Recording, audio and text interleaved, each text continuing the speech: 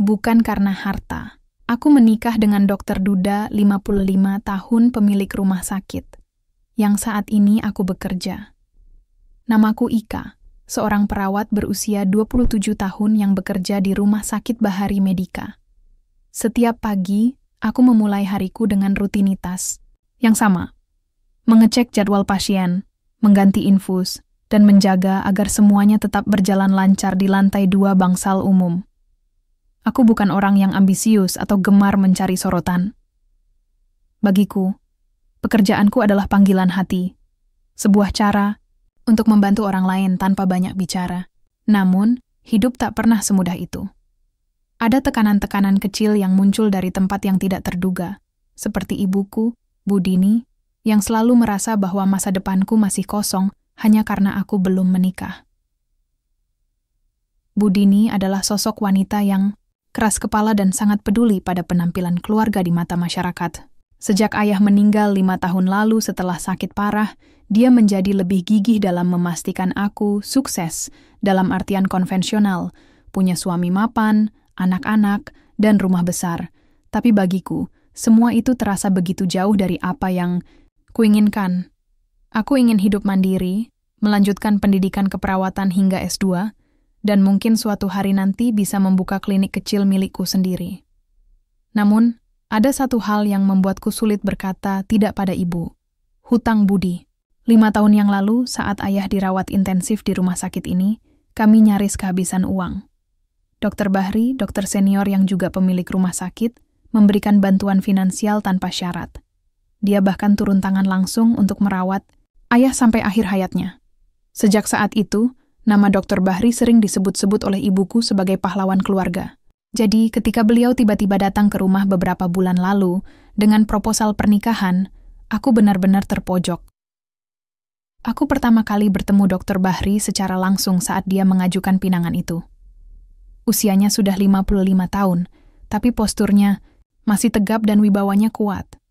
Rambutnya mulai beruban, namun matanya tajam dan penuh keyakinan. Saat itu, aku sedang duduk di ruang tamu bersama Bu Dini.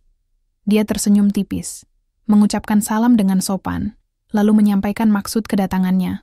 Pernikahan. Aku tahu ini mungkin terdengar aneh, katanya sambil menatapku lurus-lurus.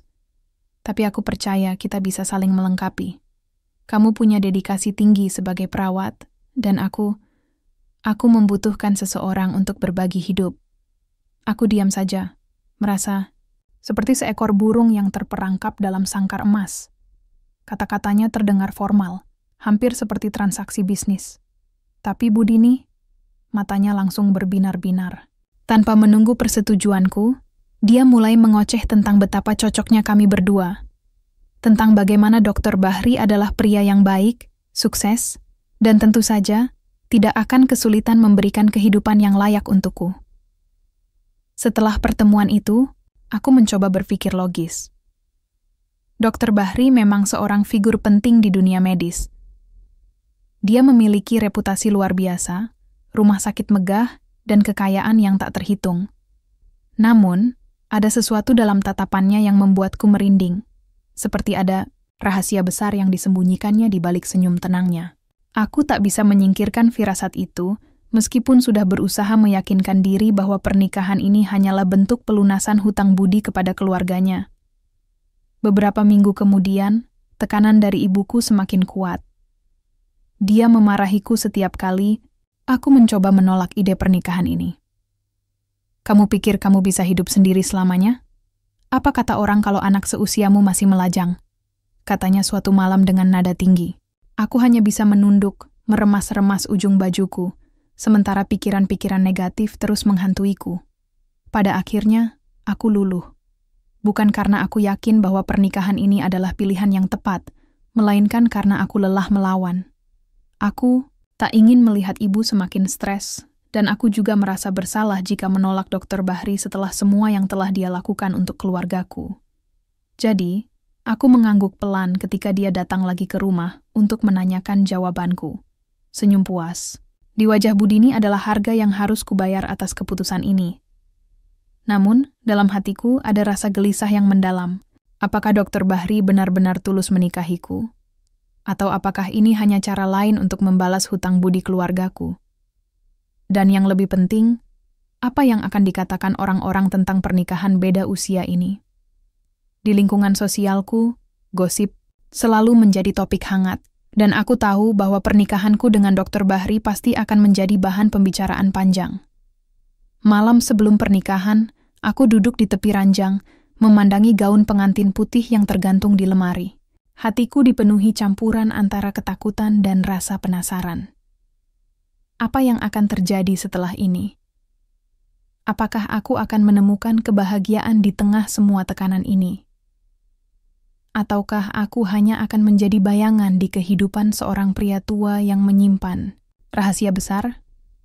Entah kenapa, aku merasa bahwa pernikahan ini bukanlah akhir dari cerita, melainkan awal dari sesuatu yang jauh lebih rumit daripada yang pernah kubayangkan. Pernikahan itu terjadi begitu cepat, seperti mimpi buruk yang tak bisa kuhentikan, meski aku berusaha sekeras mungkin. Hari itu dimulai dengan langit mendung, seolah alam pun merasakan kegelisahanku. Aku mengenakan gaun pengantin putih sederhana yang dipilih oleh Budini, gaun yang bahkan belum pernah kulihat sampai hari H. Di depan cermin, aku menatap diriku sendiri tanpa ekspresi. Mataku kosong, senyumanku kaku. Aku mencoba meyakinkan diri bahwa ini adalah jalan yang harus kutempuh, tapi hatiku tetap saja meronta. Upacara pernikahan berlangsung di sebuah gedung pertemuan sederhana. Hanya dihadiri keluarga dekat dan beberapa kerabat. Dr. Bahri tampak rapi dalam setelan jas hitamnya. Wajahnya tenang, namun sedikit murung. Dia tidak banyak bicara selama acara, hanya sesekali menyapa tamu dengan sopan. Sedangkan aku hanya bisa duduk diam, tersenyum palsu, saat orang-orang memberikan ucapan selamat atau melontarkan komentar sinis tentang usia kami yang terpaut jauh. Setelah resepsi selesai, kami langsung menuju rumah baru kami, sebuah villa megah, 2 lantai, di tepi kota yang membuatku merasa semakin asing. Rumah itu luas, penuh dengan furnitur mahal, lukisan klasik, dan lampu gantung kristal yang memancarkan kemewahan. Tapi entah kenapa, atmosfernya terasa dingin, hampa, seperti museum yang tak pernah dikunjungi siapapun. Aku tahu, ini akan menjadi tempat tinggalku mulai sekarang, tapi aku tak bisa membayangkan bagaimana caranya merasa nyaman di sini. Malam pertama kami berlalu tanpa banyak kata. Dr. Bahri hanya duduk di ruang tamu, membaca koran, sementara aku bersembunyi di kamar, berguling-guling di atas kasur king size yang terasa terlalu besar untuk satu orang. Kami tidur di tempat tidur yang sama, tapi rasanya ada jurang tak terlihat yang memisahkan kami. Tidak ada sentuhan, tidak ada percakapan hangat, hanya keheningan yang menusuk. Hari-hari setelah itu pun tak jauh berbeda. Setiap pagi, aku bangun, lebih awal, memasak sarapan sederhana yang kadang tak disentuh oleh Dr. Bahri, karena dia sudah terbiasa makan di luar. Setelah itu, aku kembali bekerja di rumah sakit seperti biasa, meskipun status baruku sebagai istri bos membuat segalanya terasa canggung.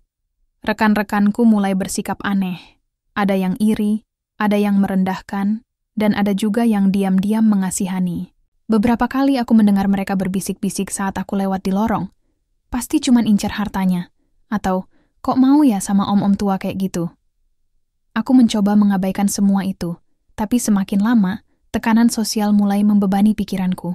Aku sering bertanya-tanya, apa yang akan dikatakan orang jika mereka tahu bahwa aku menikah bukan karena cinta, melainkan karena hutang budi? Apakah Dr. Bahri juga merasakan hal yang sama? Atau apakah dia benar-benar tak peduli pada apa yang orang lain pikirkan? Namun, ada satu hal yang benar-benar membuatku curiga. Sikap Dr. Bahri yang terlalu tertutup soal masa lalunya. Suatu sore, saat dia sedang rapat di kantor, aku iseng-iseng menjelajahi rumah. Ruang kerjanya adalah salah satu tempat yang paling jarang ia kunjungi, kecuali ketika ada urusan penting. Di sana, aku menemukan sebuah foto lama di dalam laci meja. Foto itu memperlihatkan Dr. Bahri bersama seorang wanita cantik, pasti mantan istrinya, dan seorang anak laki-laki kecil yang tampak ceria. Mereka berdiri di depan rumah yang sama persis dengan tempat kami tinggal sekarang. Hatiku langsung terasa panas membayangkan keluarga sempurna yang pernah dimiliki Dr. Bahri. Kenapa mereka berpisah? Kemana anak itu sekarang? Aku ingin bertanya padanya, tapi setiap kali aku mencoba mengungkit topik tersebut, dia langsung mengalihkan pembicaraan atau menutup diri. Ada sesuatu yang dia sembunyikan, dan firasatku berkata bahwa rahasia itulah yang menjadi akar dari semua keheningan ini. Saat malam tiba, aku duduk di teras belakang rumah, menatap kolam renang yang jarang digunakan. Udara malam dingin menusuk kulit, tapi aku lebih suka di sini daripada di dalam rumah yang terasa seperti penjara megah. Aku memikirkan semua yang telah terjadi dalam beberapa minggu terakhir. Pernikahan yang dipaksakan, kehidupan baru yang asing, dan tekanan dari orang-orang di sekitarku. Semua ini terasa seperti badai yang tak kunjung reda. Tiba-tiba, pintu teras terbuka, dan Dr. Bahri muncul dengan secangkir teh di tangannya. Dia duduk di kursi di sebelahku tanpa mengucapkan sepatah kata pun. Kami hanya duduk diam, menatap air kolam yang berkilauan di bawah sinar bulan. Untuk pertama kalinya, aku merasakan ada sesuatu yang ingin dia katakan, tapi tak mampu keluar dari bibirnya. "Kenapa kamu menikah denganku?" Tanyaku tiba-tiba, memecah keheningan. Dr. Bahri menoleh padaku. Matanya tampak kosong namun penuh emosi. Dia menghela napas panjang sebelum menjawab. "Itu bukan pertanyaan yang mudah dijawab." Aku menunggunya melanjutkan, tapi dia kembali terdiam. Hatiku semakin penasaran, tapi aku tahu, malam ini bukan waktu yang tepat untuk memaksa jawaban darinya. Jadi, aku hanya mengangguk pelan, lalu membiarkan keheningan kembali menyelimuti kami. Seiring waktu, aku mulai menyadari bahwa pernikahan ini bukan sekadar hubungan formal antara dua orang yang saling asing. Ada lapisan-lapisan emosional yang tersembunyi di balik tatapan kosong Dr. Bahri, di balik keheningan rumah ini, dan di balik keputusannya untuk menikahiku. Dan aku tahu, suatu hari nanti, aku harus menggali semua itu untuk memahami apa yang sebenarnya terjadi. Namun, untuk saat ini, aku hanya bisa hidup dari hari ke hari, mencoba bertahan dalam dunia baru yang asing ini, sambil berharap bahwa suatu saat, semua teka-teki ini akan terpecahkan. Malam itu, aku tak bisa tidur. Pikiranku dipenuhi pertanyaan-pertanyaan yang semakin membebani hatiku. Kenapa Dr. Bahri menikah denganku? Apa yang sebenarnya dia cari dalam pernikahan ini? Dan kenapa dia selalu menghindar ketika aku mencoba membahas tentang masa lalunya, tentang mantan istrinya dan anaknya di foto itu? Keesokan harinya, tekanan dari Budini semakin menjadi-jadi.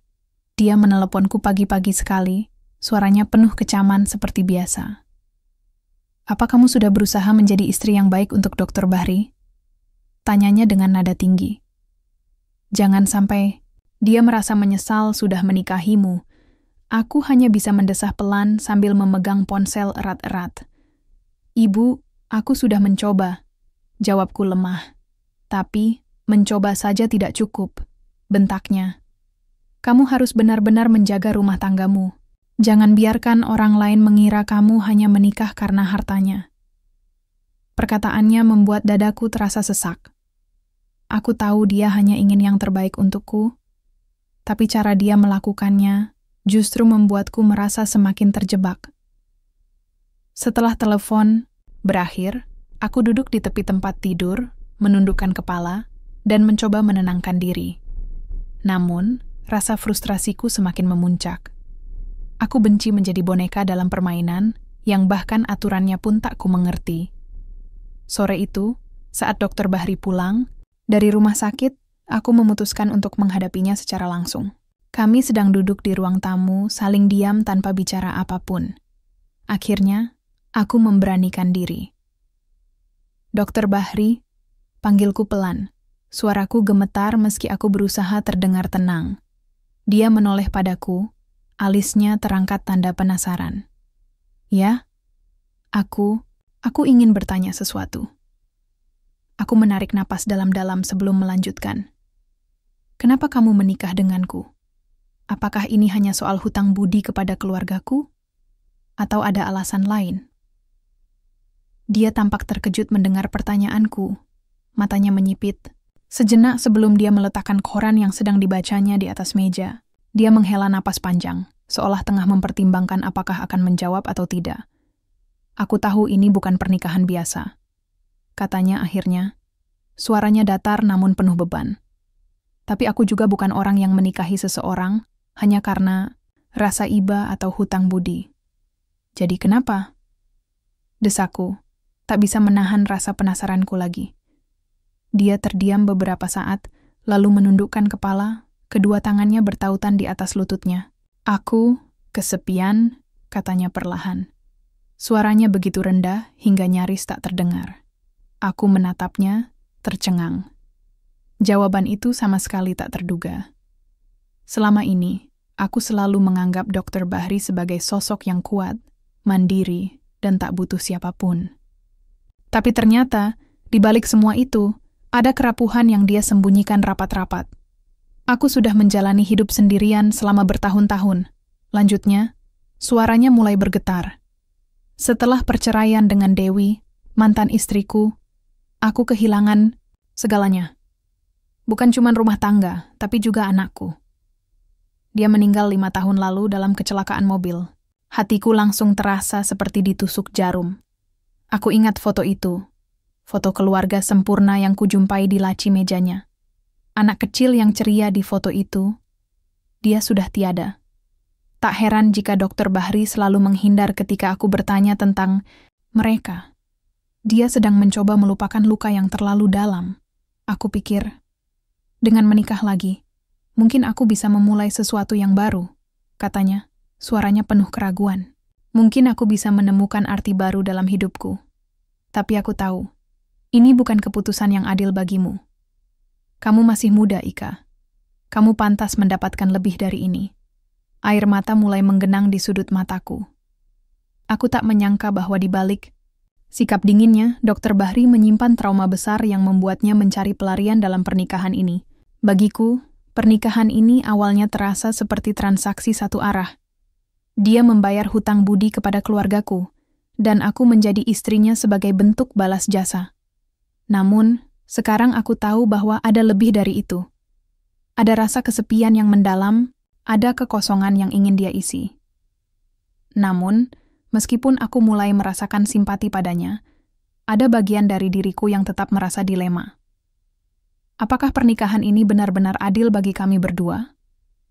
Aku belum siap untuk mencintainya, dan aku yakin dia juga belum siap mencintaiku dengan cara yang seharusnya. Kami berdua hanya 2 orang asing yang mencoba bertahan dalam hubungan yang dipaksakan oleh keadaan. Beberapa hari setelah pembicaraan itu, hubungan kami mulai sedikit berubah. Dr. Bahri tampak lebih terbuka, meskipun dia masih sering terlihat murung.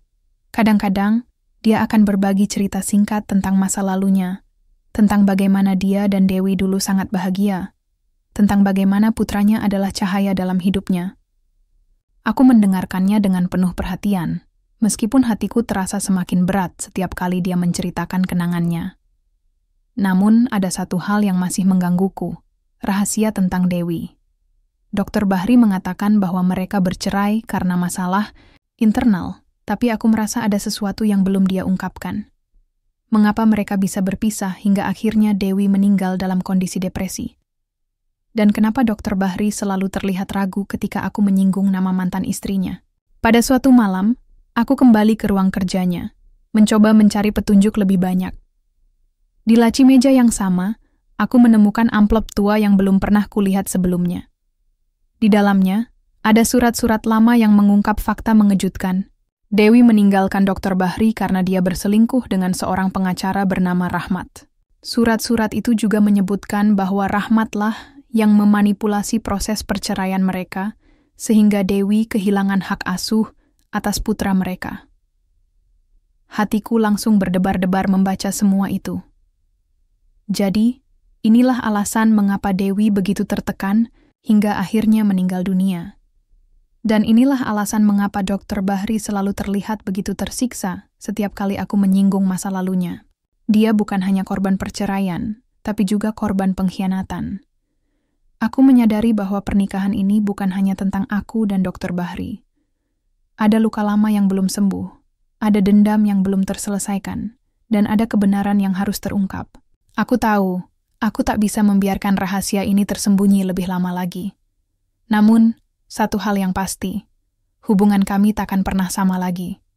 Mungkin, untuk pertama kalinya, aku mulai melihat Dr. Bahri bukan hanya sebagai suamiku, tapi juga sebagai manusia biasa yang memiliki luka mendalam. Dan mungkin, inilah langkah pertama menuju pemahaman yang lebih mendalam antara kami berdua. Malam itu aku duduk di tepi ranjang dengan surat-surat lama itu masih terbuka di pangkuanku. Setiap baris dalam surat itu seperti pisau tajam yang mengiris hatiku. Aku tak pernah menyangka bahwa masa lalu Dr. Bahri sedemikian kelam. Betapa banyak luka yang dia simpan selama bertahun-tahun tanpa pernah berbagi pada siapapun. Namun, sekarang aku mulai memahami kenapa dia begitu tertutup, kenapa dia selalu menghindari pembicaraan tentang Dewi dan anaknya. Tapi ada satu hal yang membuatku semakin penasaran. Siapa sebenarnya Rahmat? Apakah dia hanya pengacara licik yang memanfaatkan situasi untuk keuntungan pribadi, atau ada hubungan yang lebih dalam antara dia dan keluarga Dr. Bahri? Pikiran-pikiran itu terus berputar di kepala, membuatku sulit tidur. Keesokan harinya, saat Dr. Bahri pergi ke rumah sakit, aku memutuskan untuk menyelidiki lebih jauh. Aku membuka laptopnya yang biasanya dia tinggalkan terbuka di ruang kerja. Awalnya aku merasa bersalah karena mencampuri privasinya, tapi rasa penasaranku lebih kuat daripada rasa bersalah itu. Di folder dokumen lamanya, aku menemukan beberapa file penting tentang kasus perceraian mereka. Rahmat ternyata bukan sekadar pengacara biasa. Dia adalah dalang utama di balik semua penderitaan Dr. Bahri. Dia tidak hanya merebut Dewi dari Dr. Bahri, tetapi juga memastikan bahwa mantan suaminya kehilangan hak atas segalanya termasuk hak asuh anak mereka. Namun, ada sesuatu yang lebih mengejutkan lagi. Dalam salah satu email lama, aku menemukan percakapan antara Rahmat dan Budini. Email itu ditulis beberapa tahun lalu, sekitar waktu ketika ayahku dirawat intensif di rumah sakit. Isinya menyebutkan bahwa Budini telah menjalin hubungan dekat dengan Rahmat untuk mendapatkan dukungan finansial demi melunasi biaya pengobatan ayahku. Ternyata, bantuan yang kami kira datang dari Dr. Bahri seutuhnya adalah hasil manipulasi Rahmat. Dia menggunakan uang dan pengaruhnya untuk menyelamatkan keluargaku, sementara Budini diam-diam bekerja sama dengannya. Aku merasa seperti disambar petir. Jadi, selama ini ibuku juga menyimpan rahasia besar. Apakah dia tahu apa yang telah dilakukan Rahmat terhadap Dr. Bahri? Ataukah dia hanya korban lain dari rencana busuk itu? Saat malam tiba, Dr. Bahri pulang lebih awal dari biasanya. Aku sudah menunggunya di ruang tamu, jantungku berdebar-debar keras. Surat-surat dan dokumen-dokumen yang kubawa tersebar di meja kopi di depanku. Saat dia masuk, matanya langsung tertuju pada dokumen-dokumen itu. Dan wajahnya langsung berubah, pucat. "Apa yang kamu lakukan?" Tanyanya dengan nada dingin, hampir marah. Aku menelan ludah, mencoba menenangkan diri. Aku ingin tahu yang sebenarnya, kataku pelan. "Kenapa kamu selalu menghindari bicara soal Dewi? Kenapa kamu menikah denganku?" Dia terdiam beberapa saat, kemudian duduk di sofa di hadapanku. Wajahnya tampak lelah, matanya penuh konflik. "Itu masa lalu yang ingin kulupakan," katanya akhirnya. "Aku tidak ingin membahasnya lagi." "Tapi aku harus tahu," seruku. Suaraku mulai meninggi. "Ini bukan cuma tentangmu. Ini juga tentang aku, tentang ibuku, tentang semua orang yang terlibat." Dr. Bahri menundukkan kepala. Tangannya gemetar saat dia meraih salah satu dokumen itu. Matanya menyipit saat membaca isi email antara Rahmat dan Budini. Wajahnya langsung berubah merah padam, emosinya meluap-luap. "Inilah alasan mengapa aku muak dengan semua manusia," katanya dengan suara bergetar. "Semua orang hanya memikirkan diri sendiri. Mereka akan melakukan apa saja demi uang dan kekuasaan. Aku merasa bersalah telah membongkar rahasia ini, tapi aku tahu bahwa ini adalah langkah pertama menuju keadilan. Kita harus melawan mereka," kataku dengan nada mantap. "Mereka tidak bisa lolos begitu saja setelah semua yang mereka lakukan padamu." Dr. Bahri menatapku, matanya penuh kebingungan. "Melawan? Bagaimana caranya? Aku sudah kehilangan segalanya." "Tidak," potongku cepat. "Kita masih bisa memperbaiki ini. Kita bisa membawa Rahmat ke pengadilan. Kita bisa membuktikan bahwa dia memanipulasi semuanya. Perceraianmu, kematian Dewi, bahkan hutang budi yang kau pikir kau miliki kepada keluargaku." Dia terdiam, tampak ragu-ragu. Namun setelah beberapa saat, dia mengangguk pelan. "Baiklah," katanya dengan suara rendah. "Tapi ini tidak akan mudah." Aku tersenyum tipis, meskipun hatiku masih dipenuhi kecemasan. Aku tahu bahwa jalan menuju kebenaran tidak akan mulus, tapi aku siap menghadapinya. Untuk pertama kalinya, aku merasa bahwa pernikahan ini mungkin bisa menjadi sesuatu yang lebih dari sekadar transaksi kosong. Kami berdua memiliki tujuan yang sama sekarang, membalas dendam pada orang-orang yang telah menyakiti kami. Namun, ada satu hal yang masih menggangguku. Bagaimana caraku menghadapi Budini? Bagaimana aku bisa memaafkannya setelah semua yang dia lakukan? Pertanyaan-pertanyaan itu terus bergema di benakku, membuatku semakin gelisah. Beberapa hari kemudian, aku memutuskan untuk menghadapinya secara langsung. Aku datang ke rumah ibuku, membawa salinan dokumen-dokumen itu. Saat aku menunjukkannya padanya, matanya langsung berkaca-kaca, tubuhnya gemetar hebat. "Ibu, kenapa?" tanyaku dengan nada getir. "Kenapa ibu bekerja sama dengan Rahmat?" Budini menundukkan kepala, air mata mengalir deras di pipinya. "Maafkan ibu, Nak," katanya dengan suara bergetar. "Ibu hanya ingin menyelamatkan keluarga kita. Aku tidak tahu kalau dia akan melakukan hal-hal buruk pada Dr. Bahri." Aku menatapnya. Hatiku terasa hancur. Sebagian dari diriku ingin marah, ingin menyalahkan dia atas semua ini. Tapi sebagian lainnya tahu bahwa dia hanya korban dari situasi yang sama rumitnya dengan yang kualami. Akhirnya, aku memeluknya erat. "Kita harus memperbaiki ini, Bu," kataku pelan. "Kita harus membantu Dr. Bahri mendapatkan keadilan." Budini mengangguk pelan, wajahnya penuh rasa bersalah. Meskipun aku belum sepenuhnya memaafkannya, aku tahu bahwa ini adalah langkah pertama menuju rekonsiliasi. Dengan semangat baru, aku kembali ke rumah, siap untuk memulai perjalanan panjang menuju kebenaran dan keadilan. Aku tahu bahwa ini bukan akhir dari cerita, tapi aku siap menghadapi apapun yang akan datang. Setelah keputusan untuk melawan Rahmat, hidupku berubah total. Aku tak lagi hanya seorang istri yang menjalani pernikahan tanpa cinta atau makna. Aku kini menjadi bagian dari misi besar. Membongkar kebenaran yang selama ini tersembunyi dan memastikan bahwa orang-orang seperti Rahmat tidak bisa lolos begitu saja dengan semua tindakan jahatnya. Namun, aku juga sadar bahwa jalan menuju keadilan bukanlah jalan yang mudah. Ada banyak rintangan yang harus kami hadapi, baik secara emosional maupun praktis. Dr. Bahri mulai terlibat lebih aktif dalam proses ini. Dia menghubungi beberapa teman lamanya di dunia hukum, termasuk seorang pengacara bernama Pak Johan, yang dulu pernah bekerja sama dengannya dalam beberapa kasus medis. Awalnya, Dr. Bahri tampak ragu-ragu untuk membuka diri, tapi aku terus mendampinginya, memberinya dukungan moral. Aku ingin dia tahu bahwa kali ini dia tidak sendirian. Pertemuan pertama kami dengan Pak Johan berlangsung di sebuah kafe kecil di pusat kota. Kami membawa semua dokumen yang berhasil kudapatkan dari laptop Dr. Bahri, termasuk email-email antara Rahmat dan Budini. Saat Pak Johan membaca semuanya, wajahnya langsung berubah serius. "Inilah alasan kenapa Dewi meninggal dalam kondisi depresi," kata Dr. Bahri dengan suara bergetar. "Rahmat memanipulasi segalanya, perceraian, hak asuh anak, bahkan uang pinjaman yang dia sodorkan kepada keluarga Ika." Pak Johan menatap kami bergantian, matanya penuh tekad.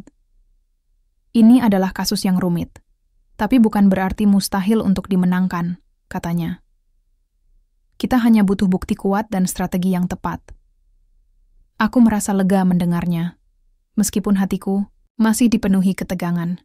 Selama beberapa minggu ke depan, kami sibuk mengumpulkan lebih banyak bukti. Aku bahkan menyewa seorang detektif swasta untuk melacak jejak digital Rahmat, termasuk transaksi finansial dan komunikasi lainnya yang mungkin bisa membantu memperkuat kasus kami. Sementara itu, Dr. Bahri mulai menata ulang memorinya tentang masa lalu, mencoba mengingat setiap detail penting yang bisa digunakan sebagai senjata melawan Rahmat. Namun, semakin dalam kami menggali, semakin jelas bahwa Rahmat bukan orang biasa. Dia memiliki jaringan luas yang melibatkan beberapa figur penting di kota ini. termasuk pejabat tinggi di pemerintahan dan pemilik perusahaan besar. Dia juga sangat licik, selalu menutupi jejaknya dengan sempurna. Beberapa kali, aku merasa putus asa, bertanya-tanya apakah kita benar-benar bisa melawannya. Suatu hari, saat aku sedang berada di kantor Pak Johan untuk membahas perkembangan kasus, aku mendapat telepon dari Budini. Suaranya panik, nyaris terisak. "Ika, Rahmat tahu," katanya, dengan nada gemetar. Dia mengancam akan membongkar semuanya kalau kita terus maju. Jantungku langsung berdebar keras. "Apa maksud ibu?" "Dia bilang kalau dia punya bukti bahwa keluargamu juga terlibat dalam manipulasi ini," lanjut Budini. "Dia bilang kalau dia bisa membuat nama baikmu hancur di mata masyarakat." Aku mencoba tetap tenang, meskipun perasaanku berkecamuk. "Jangan khawatir, Bu. Kita sudah siap menghadapinya," kataku dengan nada mantap, meskipun dalam hati aku merasa cemas. Jika Rahmat benar-benar memiliki bukti tentang keterlibatan keluarga kami, maka ini akan menjadi masalah besar bagi kami semua. Setelah menutup telepon, aku langsung memberitahu Dr. Bahri dan Pak Johan tentang ancaman Rahmat. Mereka tampak tegang, tapi Pak Johan segera mengambil tindakan. "Kita harus mempercepat proses ini," katanya. "Kalau sampai Rahmat menyerang duluan, kita bisa kehilangan momentum." Beberapa hari kemudian, kami akhirnya mengajukan gugatan resmi terhadap Rahmat di pengadilan. Berita itu langsung menjadi sorotan media, karena kasus ini melibatkan tokoh-tokoh terkenal di kota kami. Gosip dan spekulasi bertebaran di mana-mana, dan aku mulai merasakan tekanan sosial yang semakin berat. Di tempat kerja, rekan-rekanku sering membicarakanku di belakang. Ada yang mendukung, tapi ada juga yang menghakimi. Bahkan, beberapa pasien mulai memandangku dengan tatapan curiga, seolah-olah aku adalah dalang dari semua ini. Namun, aku tak peduli. Aku tahu bahwa aku sedang berjuang untuk kebenaran, dan itulah yang terpenting. Sidang pertama berlangsung dramatis. Rahmat datang dengan sikap angkuh, dikelilingi oleh tim pengacaranya yang terlihat sangat percaya diri. Dia mencoba membela diri dengan mengklaim bahwa semua yang dilakukannya adalah demi kebaikan semua pihak, termasuk keluargaku. Dia juga mencoba menggambarkan Dr. Bahri sebagai pria tua yang egois dan haus kekuasaan, sementara aku disebut-sebut hanya sebagai korban dari situasi ini. Namun kami sudah siap. Pak Johan membongkar satu persatu argumen Rahmat dengan bukti-bukti yang kami kumpulkan. Email-email antara Rahmat dan Budini, rekaman transaksi finansial, serta kesaksian dari beberapa mantan klien Rahmat yang juga menjadi korban manipulasinya. Semua itu perlahan-lahan mulai melemahkan posisi Rahmat di persidangan. Di tengah sidang kedua, sesuatu yang tak terduga terjadi. Seorang saksi misterius muncul. Seorang wanita paruh baya yang ternyata adalah mantan sekretaris Rahmat. Dia membawa dokumen-dokumen rahasia yang membuktikan bahwa Rahmat telah melakukan manipulasi hukum dalam banyak kasus, termasuk kasus perceraian Dr. Bahri. Wanita itu mengaku bahwa dia sudah lama ingin membongkar kejahatan Rahmat, tapi baru sekarang ia merasa cukup aman untuk melakukannya. Kehadiran saksi itu menjadi titik balik dalam kasus kami. Hakim mulai mempertimbangkan kembali semua argumen yang diajukan, dan Rahmat mulai kehilangan kendali. Wajahnya yang tadinya penuh percaya diri kini tampak pucat dan gelisah. Namun, di tengah semua kekacauan itu, ada satu hal yang membuatku semakin yakin bahwa pernikahanku dengan Dr. Bahri bukanlah kesalahan. Selama proses ini, kami semakin dekat. Kami saling mendukung, saling memahami, dan perlahan-lahan mulai membangun fondasi baru dalam hubungan kami. Aku tak lagi melihatnya sebagai pria tua yang dingin dan tertutup. Aku mulai melihatnya sebagai manusia biasa yang memiliki luka mendalam, namun juga kekuatan yang luar biasa. Akhirnya, setelah beberapa minggu persidangan yang intens, vonis dijatuhkan. Rahmat dinyatakan bersalah atas manipulasi hukum, penggelapan, dana klien, dan pelanggaran etika profesional.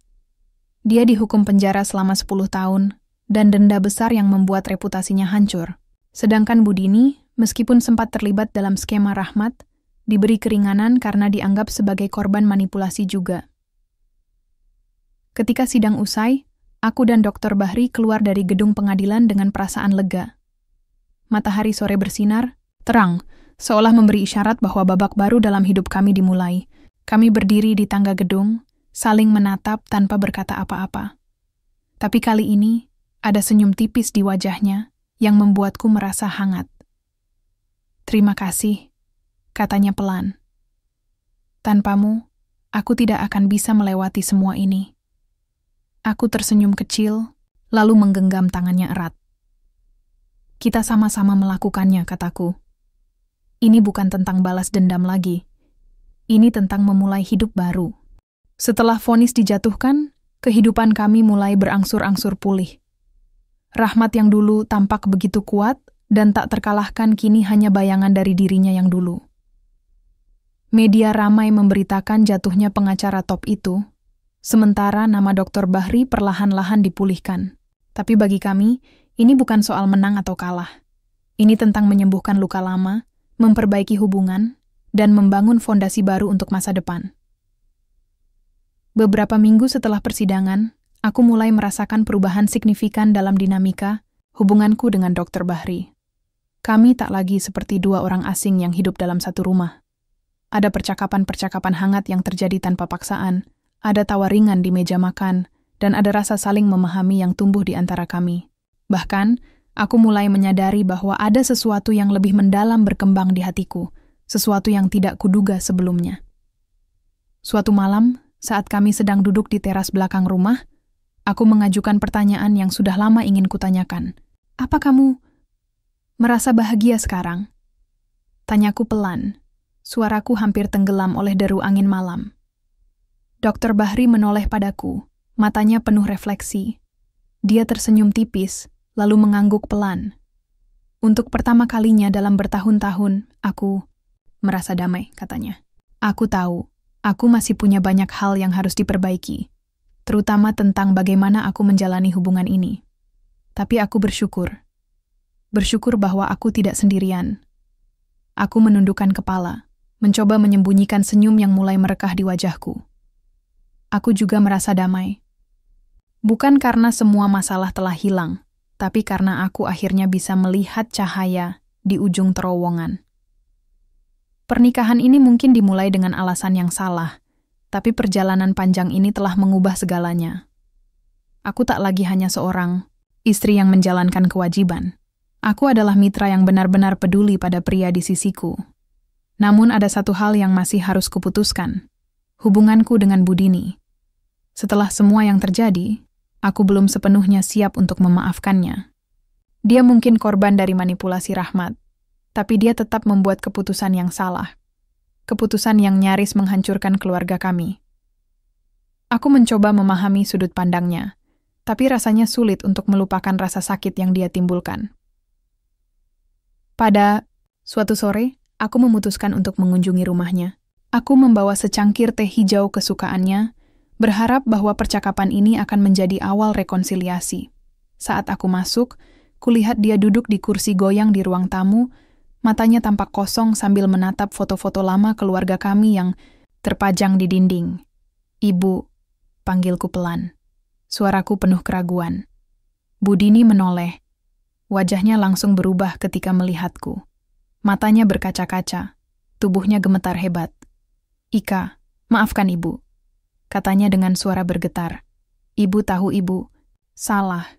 Ibu hanya ingin menyelamatkan keluargamu." Aku menarik napas panjang, mencoba menenangkan diri. "Aku tahu, Bu," kataku pelan. "Tapi apa yang ibu lakukan, itu menyakitiku dan menyakitinya." Aku menunjuk ke arah foto Dr. Bahri yang terpajang di meja. Kita semua punya cara sendiri untuk bertahan, tapi kadang-kadang cara itu malah menyakiti orang lain. Budini menundukkan kepala, air mata mengalir deras di pipinya. "Maafkan ibu, Nak," katanya lagi. Kali ini dengan nada lebih tulus. "Ibu janji, ibu akan berusaha lebih baik ke depannya." Aku memandangnya lama. Hatiku dipenuhi campuran antara amarah dan kasihan. Akhirnya, aku memeluknya erat. "Kita akan coba memperbaiki ini, Bu," kataku pelan. "Tapi kita butuh waktu." Dia mengangguk pelan, Wajahnya penuh rasa bersalah. Meskipun aku belum sepenuhnya memaafkannya, aku tahu bahwa langkah ini penting untuk kedamaian kami berdua. Aku tak bisa terus-menerus hidup dalam kemarahan dan dendam. Aku harus belajar melepaskan. Saat aku kembali ke rumah, Dr. Bahri sudah menungguku di ruang tamu. Dia tampak cemas, mungkin khawatir dengan hasil pertemuanku dengan Budini. Aku tersenyum kecil saat melihatnya, lalu duduk di sampingnya. Aku sudah bicara dengan ibuku, kataku pelan. Aku belum sepenuhnya memaafkannya, tapi aku mencoba. Dia mengangguk, matanya penuh pengertian. Itu langkah yang besar, katanya. Aku bangga padamu. Aku tersenyum lagi, lalu menatapnya lama. Kita sama-sama berubah ya, kataku, suaraku penuh haru. Dulu aku pikir pernikahan ini hanya beban. Tapi sekarang, aku mulai melihatnya sebagai kesempatan. Dr. Bahri tersenyum lebar, tangannya menggenggam tanganku erat. Kita bisa memulai lagi, Ika, katanya. Kita bisa membangun sesuatu yang baru. Aku mengangguk pelan, hatiku dipenuhi harapan. Mungkin pernikahan ini bukanlah akhir dari cerita, melainkan awal dari babak baru yang penuh makna. Aku tak tahu apa yang akan terjadi di masa depan, tapi aku yakin bahwa kami bisa menghadapinya bersama-sama. Beberapa bulan kemudian, kehidupan kami mulai stabil. Dr. Bahri mulai membuka diri lebih banyak kepada orang-orang di sekitarnya, termasuk rekan-rekanku di rumah sakit. Dia juga mulai terlibat dalam proyek-proyek sosial untuk membantu pasien kurang mampu, sesuatu yang dulu jarang dia lakukan. Sedangkan aku mulai melanjutkan pendidikan S2 keperawatan yang selama ini tertunda. Kami saling mendukung satu sama lain, menciptakan keseimbangan yang tak pernah kami bayangkan sebelumnya. Pada suatu pagi, saat aku sedang menyiapkan sarapan, di dapur, Dr. Bahri tiba-tiba muncul dengan sebuah kotak kecil di tangannya. Wajahnya tampak gugup, tapi matanya penuh kehangatan. Ika, katanya pelan, suaranya gemetar. Aku tahu, ini mungkin terlambat, tapi aku ingin bertanya sesuatu padamu. Aku menatapnya, hatiku berdebar-debar. Dia membuka kotak itu, di dalamnya ada sebuah cincin sederhana namun indah. Maukah kamu memberiku kesempatan untuk benar-benar menjadi suamimu? Bukan karena hutang budi, bukan karena kesepian, tapi karena aku mencintaimu. Air mata langsung menggenang di mataku. Aku tak pernah menyangka bahwa pernikahan ini akan membawa kami ke titik ini. Aku mengangguk pelan, lalu tersenyum lebar. Ya, kataku pelan. Aku mau.